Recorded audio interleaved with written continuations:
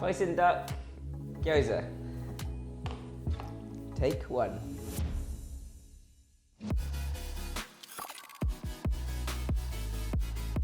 Hey guys, Jeremy here from School of Wok Covent Garden. It's Wok Wednesdays or Wok Less Wednesdays today because we're using a frying pan, not a wok, for our Hoisin Gyoza. Don't forget to subscribe to our channel.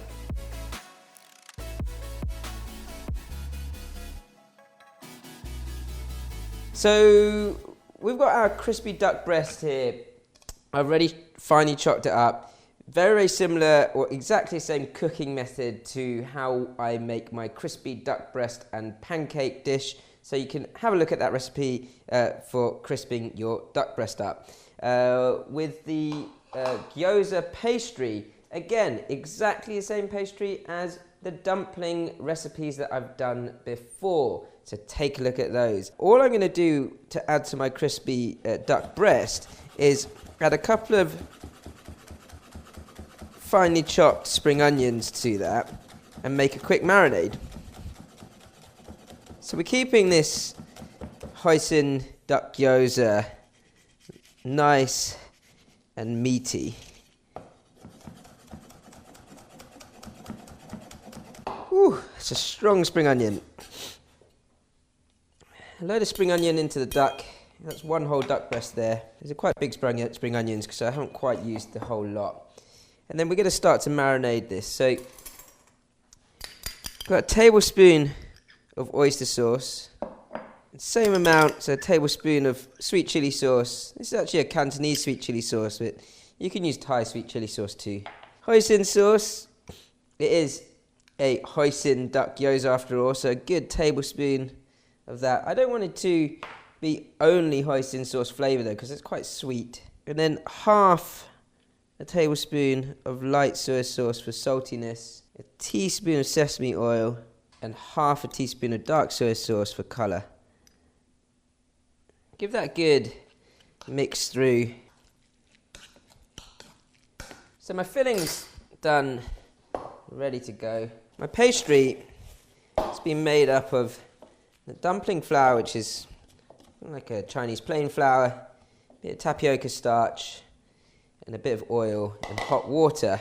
And it's just been sitting, resting for a few minutes, ready for me to use. Got a bit of excess flour here just for dusting.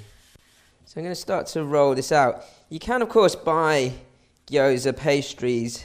They usually call them just dumpling pastries. Chinese are very literal. So you can get gyoza or dumpling pastries from an Asian supermarket, ready-made. But I quite like making it fresh. So you roll that out into a nice long cylinder. And you can see, even with a small amount of pastry, how many dumplings you can make. You can make a lot out of very little flour.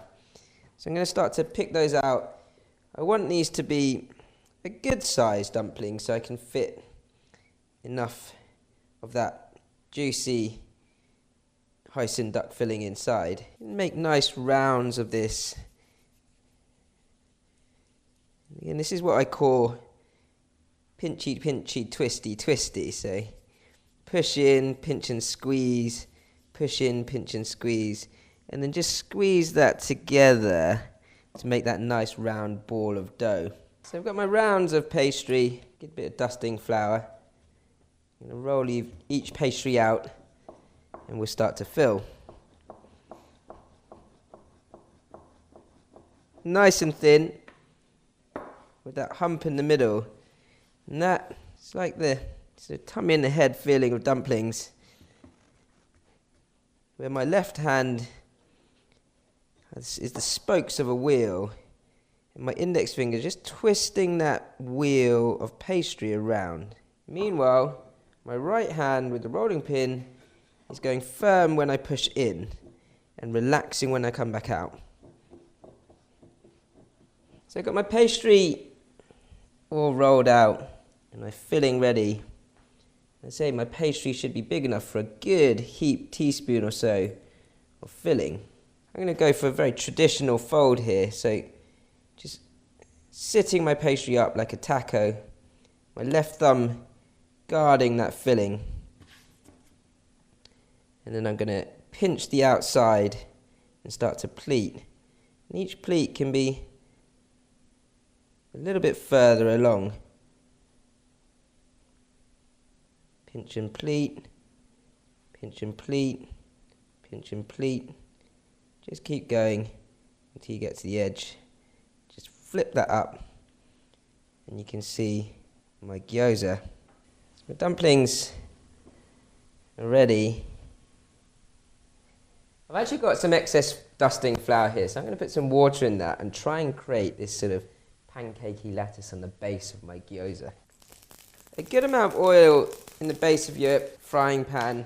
You want to get that oil nice and hot. Cooking your dumplings, you want that oil to be a good heat so it starts to sizzle up straight away. Each dumpling needs a little bit of space. Just dipping those in a bit of oil and placing them in the centre.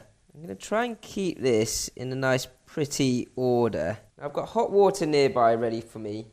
I've also got a lid ready to cover it so when I'm steaming these pastries through they cook nice and quickly. But first off you want to start to crisp these dumplings up a little.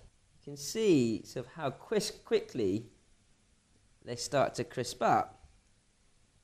Once you've got that nice sort of golden brown finish on the base, you want to start to pour your water in. Quite high heat at this point, so I'm going to pour my water just below halfway up the dumplings. And this is going to cook the dumpling pastries through quite quickly. 3, 2, 1, go. Using the shield and then cover. So the filling is already cooked because I pan fried that duck. It's more about cooking the pastries through. As they're homemade pastries that cook through quite quickly, I've got this extra sort of this single cream consistency, watery, excess dumpling flour. And my water, I'm waiting for the amount of water to just evaporate enough so there's a little bit left before I pour this in. And I'm not going to use all of it. You can see we're bubbling up, but there's still a fair bit of water in there. So give it another 30 seconds to a minute, and then I'm going to add some of this creamy, extra dumpling paste. Just bring that heat down slightly so that I can do this in a controlled way. And you can see now it's starting to dry up in the center of that pan.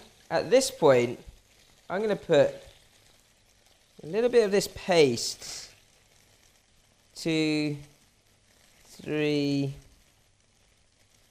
4 spoons of that paste around, and just try and swirl it around the pan. Because what you're trying to create is a bit of a lattice of pastry. Continue to steam that for a little bit. If you feel like it's a little thick, then I don't mind adding a little bit more water just to thin that out. Just swirl that around a little.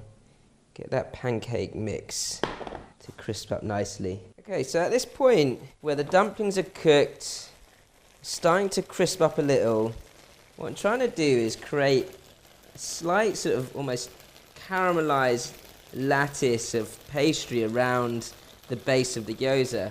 So I want it to continue sticking and just slowly heating up. So I'm just turning the heat down. It's a medium to medium high at the moment.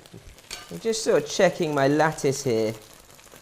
That is working. I'm using that pancake mix. Any sort of excess pancake mix you want to just scrape out if you can. And I wouldn't usually use a metal spatula for this in a non-stick pan, but I do want to be very careful in trying to slide this out of the pan once it's done.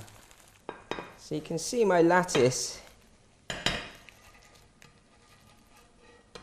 Kind of feel like turning it upside down would be better, don't you?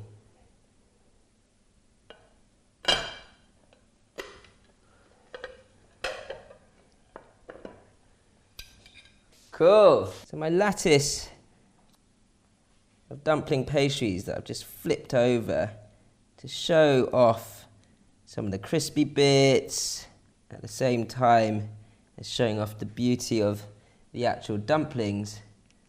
But that just creates an extra bit of crisp for your gyoza. So usually with dumplings you might want some dipping sauce on the side, but these are going to be really juicy with all that flavour and all those sauces inside, so I'm going to go straight for it. Should be nice and crispy with that extra bit of lattice. Look at that. Ooh, yeah.